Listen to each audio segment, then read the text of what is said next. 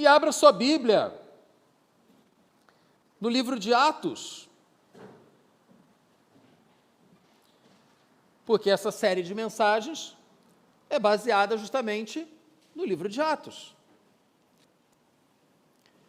Nós fomos libertos do poder do pecado pela morte do nosso Senhor Jesus Cristo e regenerados pela sua ressurreição. Somos, então, capacitados pelo seu Espírito a realizar a obra que o Senhor tem preparada para cada um de nós. Esse é o nosso novo começo. O novo começo, ele precisa da capacitação de Deus.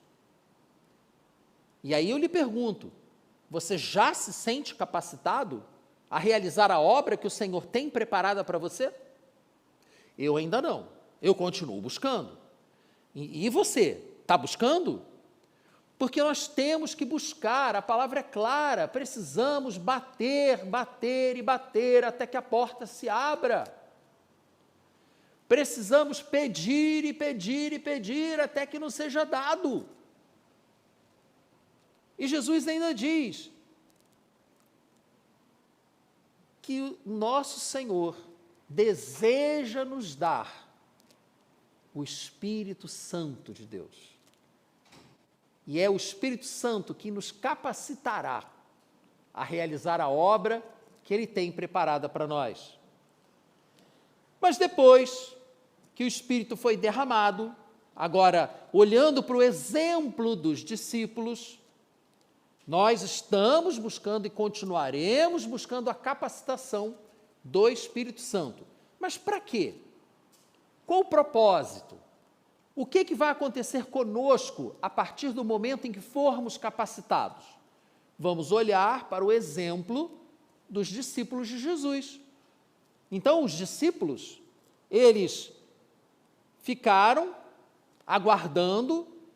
Jesus ressuscitou dos mortos, apareceu a pelo menos 500 discípulos e deu para eles a ordem de irem para Jerusalém e aguardarem a capacitação que viria sobre eles. Eles cumpriram a ordem, foram para Jerusalém, pelo menos 120 discípulos receberam a unção do Espírito Santo. Foram capacitados, como vimos na semana passada. Isso está em Atos capítulo 2, do versículo 1 ao versículo 12. Diante dessa capacitação, começa o testemunho. Os discípulos começam a adorar a Deus em outras línguas. E os hebreus ali da região começam a ouvir aquele tumulto, um monte de gente falando em outras línguas e se aproximam. E então Pedro tem a oportunidade de pregar o Cristo ressurreto. Jesus como Senhor e Salvador das nossas vidas. E isso está em Atos 2, de 14 a 41. E ele conclui a pregação dele no versículo 41, dizendo, ou melhor, fruto dessa pregação, ele conclui dizendo que aqueles que crerem deverão ser batizados, deverão se arrepender e ser batizados, e fruto desse chamado de Pedro ao arrependimento e ao batismo, os que aceitaram a mensagem foram então batizados, e naquele dia houve um acréscimo de cerca de 3.000 pessoas. Gente, eram 120. E se transformaram em 3.000. É 30 por 1. Vocês se lembram da parábola do semeador? E saiu o semeador a semear, e quando a semente cai na terra boa, ela produz a 10, a 30 e até a 100 por 1. E acabamos de ver, então, uma semente reproduzindo a 30 por 1. Cerca de 3.000 pessoas se juntaram à comunhão cristã. É o princípio daquela comunidade de seguidores de Jesus, não mais liderada pelo próprio Jesus, e sim pelos seus apóstolos.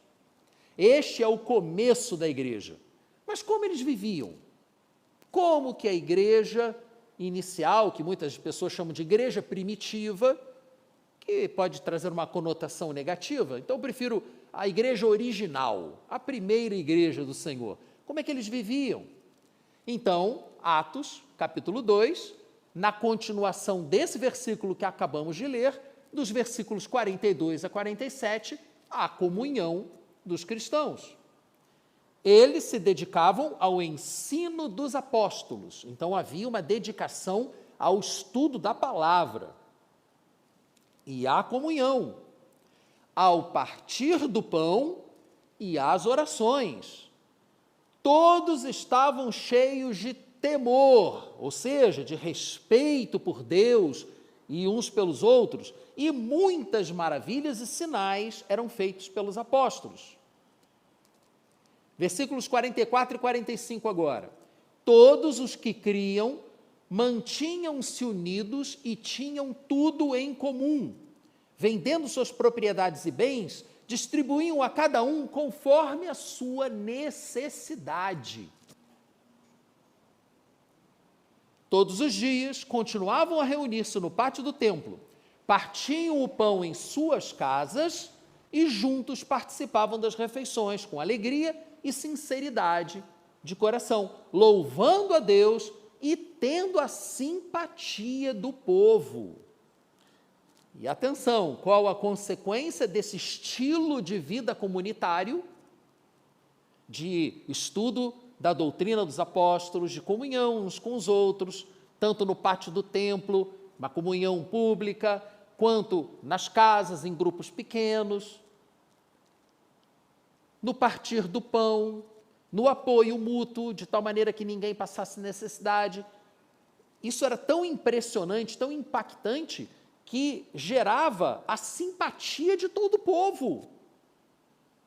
E, em consequência a isso, diz o texto, Atos capítulo 2, versículo 47, no final do versículo, e o Senhor lhes acrescentava todos os dias os que iam sendo salvos.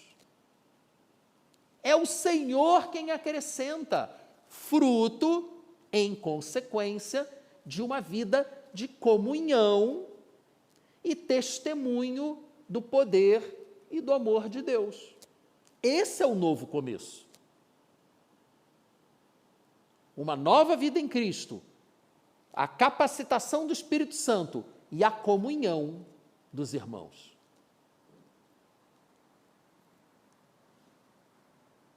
Nesse modelo de igreja que é apresentado aqui pelo livro de Atos, se estabelece uma relação de respeito e apoio mútuos. E aí eu lhe pergunto, como você se sente diante desse modelo de igreja que eu acabei de lhe apresentar? É um modelo bíblico. Como é que você se sente? Você gostaria de estar em Jerusalém logo depois da ressurreição de Cristo? Você gostaria de estar em Jerusalém no dia de Pentecostes, quando os discípulos começaram a adorar a Deus em todas as línguas? Você gostaria de se juntar a essa primeira comunidade cristã? Nós não temos máquina do tempo, não temos como voltar no passado, mas nós podemos procurar aplicar os mesmos princípios de comunhão, de relacionamento, na nossa igreja, hoje, aqui, agora. Só depende de nós, não depende de mais ninguém. E aquele momento foi um momento tão especial na vida daquela comunidade inicial, que eles poderiam perfeitamente se acomodar.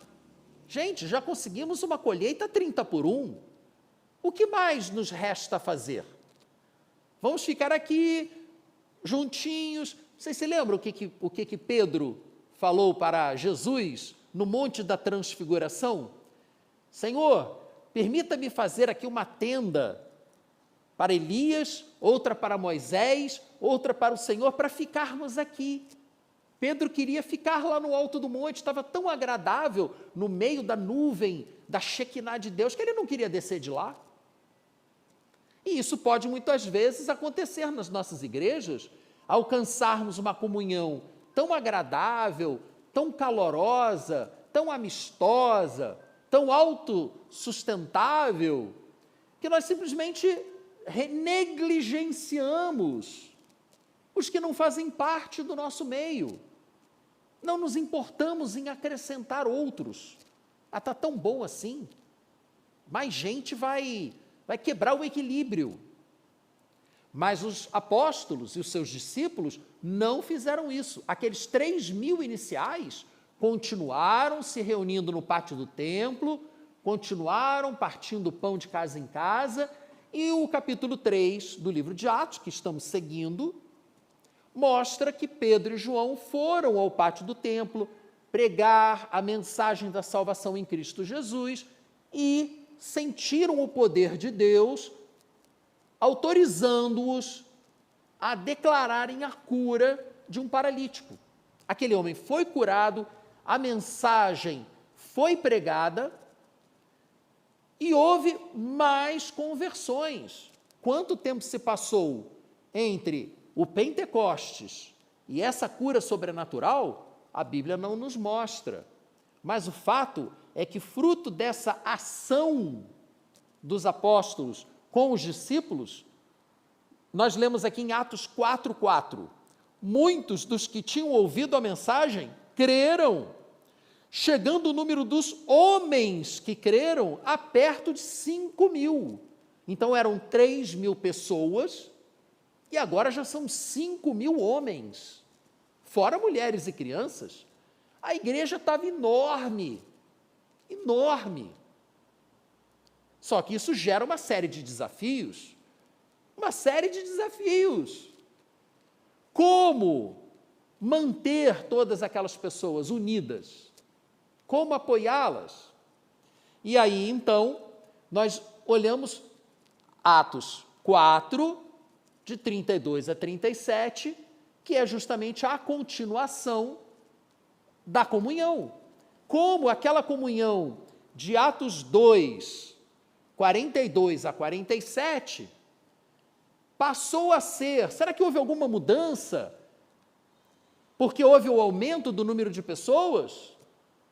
Então, Atos 4, 32 a 37, lemos assim: da multidão dos que creram, uma era a mente, o coração.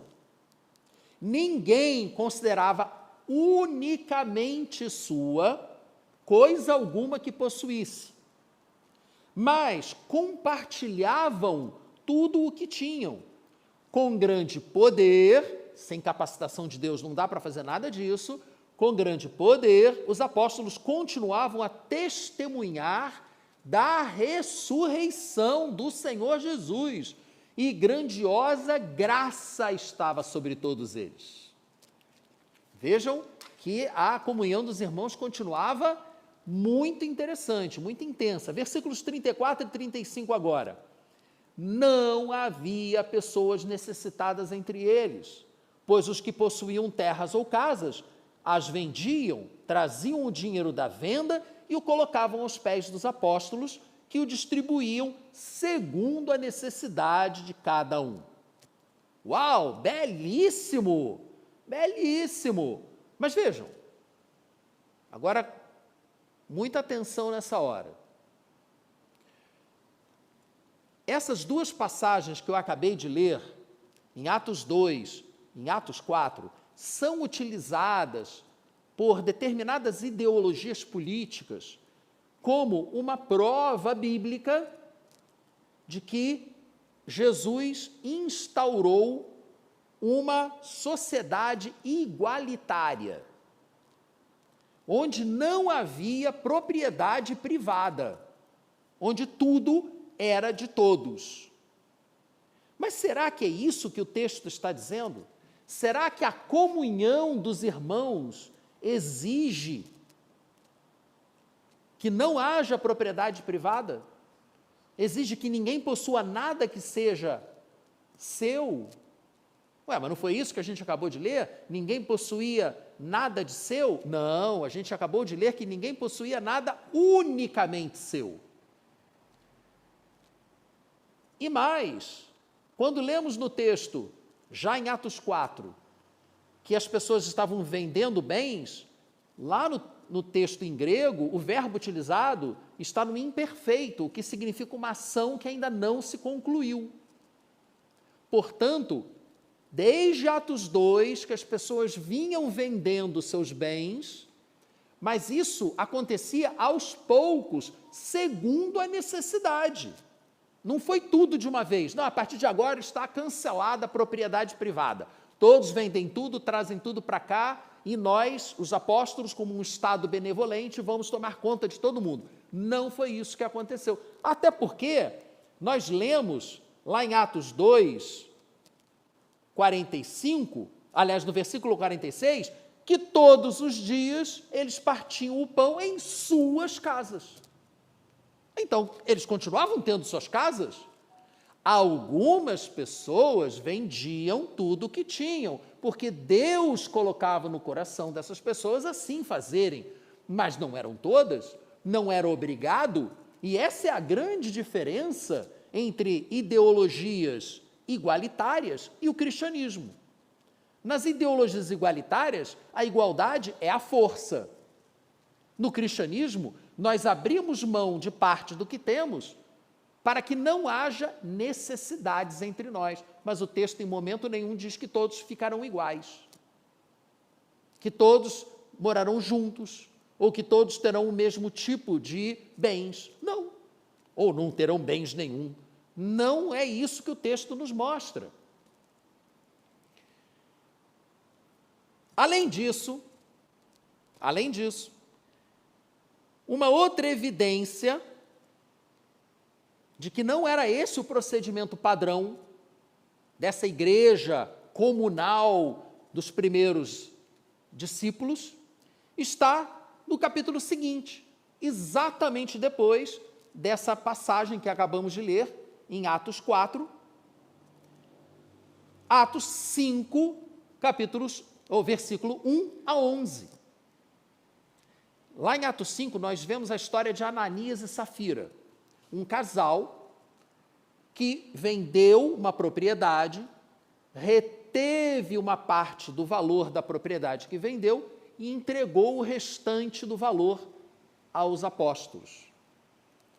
E aí, nós lemos em Atos 5, 3 e 4. Atos 5, capítulo 5, versículos 3 e 4. Pedro confronta Ananias e pergunta assim para Ananias: Ananias, como você permitiu que Satanás enchesse seu coração a ponto de você mentir ao Espírito Santo e guardar para si uma parte do dinheiro que recebeu pela propriedade? Ela não lhe pertencia. Olha só a dinâmica aqui, olha o que Pedro está falando para Ananias. Ela não te pertencia, e depois de vendida, o dinheiro não estava em seu poder? Ou seja, ela não era sua, você vendeu porque você quis, ninguém obrigou você a vender, ninguém condicionou a sua presença na comunidade à venda da sua propriedade, ela era sua. Quando você decidiu vender, o dinheiro não era seu, não estava em seu poder. O que você deu porque você quis. Ninguém obrigou você a dar o que você deu. E então, Pedro diz assim: o que o levou a pensar em fazer tal coisa? Tal coisa o quê? Você não mentiu aos homens, você mentiu a Deus. O problema não foi Ananias não ter entregue o dinheiro inteiro. O problema foi Ananias ter mentido.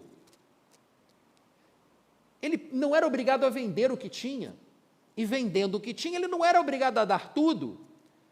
O erro de Ananias, que causou a sua morte, a morte da sua esposa Safira, quando ela sustentou a mentira do marido, é porque eles disseram que tinham dado tudo, quando não tinham. Gente, eu li muito sobre essa passagem.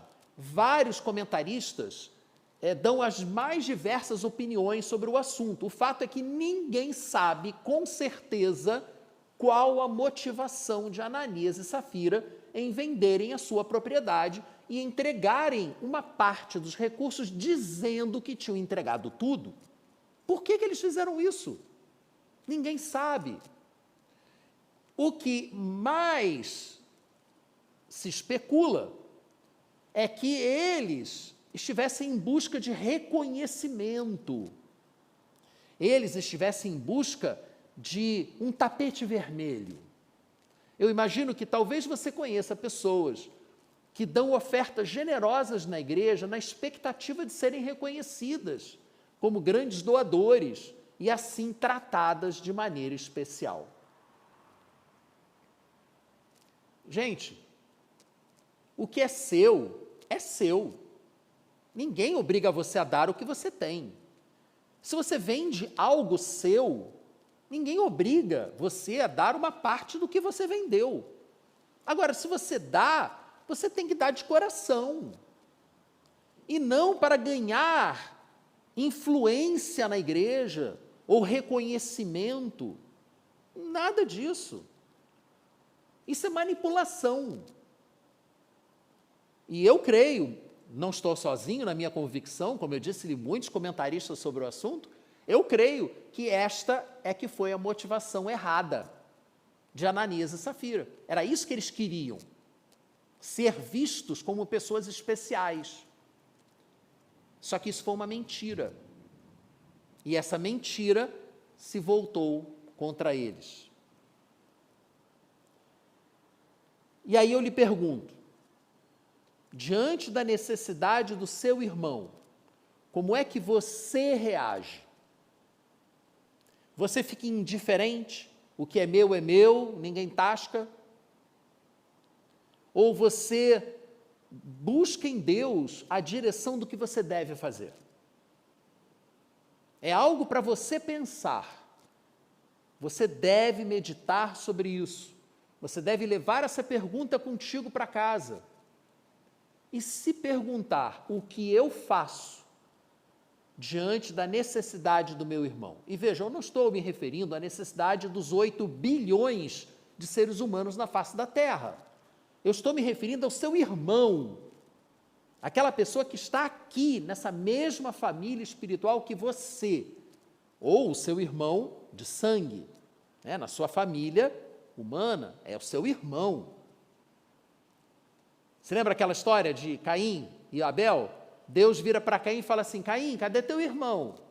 E eu lá sou responsável pelo meu irmão? Deixa estar que Caim já tinha matado Abel. Sim, ele era responsável pela morte do seu irmão. E nós, muitas vezes, matamos os nossos irmãos por nos tornarmos indiferentes à necessidade deles. O oposto do amor não é o ódio, é a indiferença. É não estar nem aí. E nós, como cristãos, não podemos ser indiferentes. Mas isto não significa ir para um extremo ideológico de negação da propriedade privada e etc. Isso a Bíblia não nos permite, não nos autoriza esse tipo de interpretação, apesar de ser muito comum, tá? Infelizmente. A forma como nós cuidarmos uns dos outros, e por isso eu lhe fiz essa pergunta, você que está em casa, o que você faz diante da necessidade do seu irmão? Essa pergunta é muito importante, porque a forma como cuidarmos uns dos outros vai ser o maior testemunho, a maior propaganda, o maior marketing que nós faremos para os que estão de fora. Nós não acabamos de ler, lá em Atos 2, que a forma como os primeiros cristãos viviam em comunidade, partindo pão de casa em casa, se reunindo no pátio do templo, que isso fazia com que o povo olhasse para eles com simpatia. Gente, os cristãos não são olhados mais com simpatia, não. Infelizmente, o testemunho de uma parte significativa dos cristãos é ruim. Isso resvala em todos os cristãos. Eu, como pastor, na hora que procurava, né, nas imobiliárias por um imóvel para alugar, quantas vezes não bateram a porta na minha cara? Ah, e para a igreja? Não, para a igreja não. Por quê? Mau testemunho de maus cristãos. Por outro lado, se dermos um bom testemunho, se fizermos sacrifícios, claro, todo mundo precisa de dinheiro. Se você tem, você precisa do que você tem. Se você tira um pouco do que você tem e dá para outra pessoa, você está fazendo um sacrifício, claro. Mas é o sacrifício que permitirá com que os outros vejam que realmente amamos.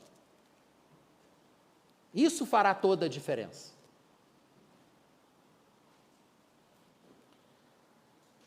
E não apenas essa passagem de Atos nos mostra como é a manifestação da comunhão amorosa, autossustentada, uns aos outros, ninguém passando necessidade, como é exatamente isso que vai fazer a diferença. Em João, capítulo 13, versículos 34 a 35, Jesus disse assim para nós, pode abrir, você que está com a sua Bíblia não, vá lá, João capítulo 13, versículos 34 e 35. Eu vou projetar também, eu quero que você abra a sua Bíblia, é bom aprender a manusear a Bíblia.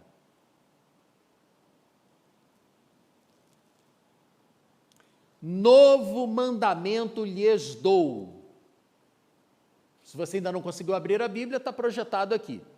Amem-se uns aos outros, como eu os amei.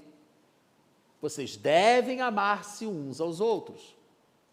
Com isso, todos saberão que vocês são meus discípulos, se vocês se amarem uns aos outros. Ah, eu gosto muito dele. Legal. E o que você fez por ele? Nada. Então você não gosta dele.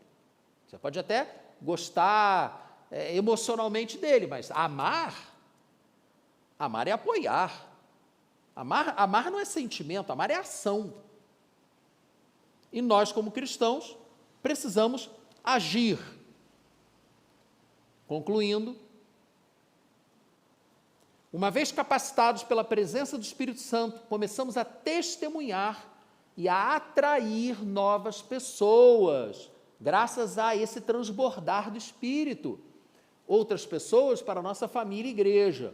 Mas esse movimento de atração de novas pessoas aumenta a nossa responsabilidade, porque temos que cuidar dessas pessoas que se juntarem à nossa comunidade, à nossa família e igreja. Inclusive, não deixando que elas passem necessidade. Precisamos chegar nesse nível de cuidado. Não é só ouvir o que ela tem a dizer, orar por ela, é chegar junto mesmo.